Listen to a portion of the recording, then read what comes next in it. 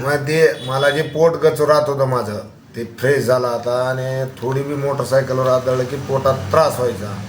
आणखीन मी 2 ठिकाणी ऑपरेशन करून तर भीती माझी जास्तच वाढत होती. मी येणार नव्हतो पण तुमचा व्हिडिओ बघितल्यामुळं आलो आणि 15 दिवसात मी फ्रेश झालो. मी तिरुपतीला कुठेही जाऊन आलो, काही खाल्लं काहीच नाही, मासे मटण सगळं खाल्लं आपण. आणि आणखीन 10 महिना होत आला असं ना आता दाखवून तर आता आलोय फ्रेश म्हणून आलोय आता. बरं, ती कोंबेची सूज होती ती पण गेली? हां कमी झाली, ती क्लिअर कमी झाली. म्हणजे आता ते जी सुजलेली ठिकाण होतं ते सगळं मध्ये आलेलं आहे आता. बरं, तुमच्या टॉयलेटसाठी तुम्हाला काय काय प्रॉब्लेम होत होते ते कसं बरे झाले? मला कळ आल्यासारखी व्हायची. मी सारखी एक बिस्लरी संगत त्या मोटरसायकलमध्ये ठेवायची कंटिन्यू.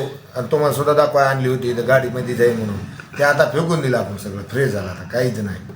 आता कुठेही संडास येणे? नाही एकदाच सकाळच. ते उठल्यानंतर 10-15-20 मिनिटं फिरून बरं आणि एकच वेळेस बरं 10 वेळेस जात होतो. ती बी कळ निघाली की मोटरसायकल पळवायची कळत नव्हतं. इतकं त्रास व्हायचं, ती घाबरल्यासारखं व्हायचं. औषध असे आयुर्वेदिक तर किती खाल्ले असतील मी, पोतभर तर खाल्लं असतं. बरं, आणि ऑपरेशन किती वेळेस झाले मागे? 2 वेळेस.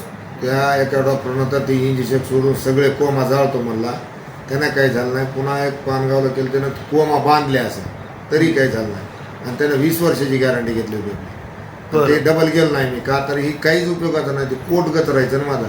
आता ही पोट जे नरम झालं आणि सगळ्या गोष्टी फ्रेश झाल्या आणि मी त्याच्यामुळे 1 महिना आलो नाही की डबल होत आहे का बघण्यासाठी.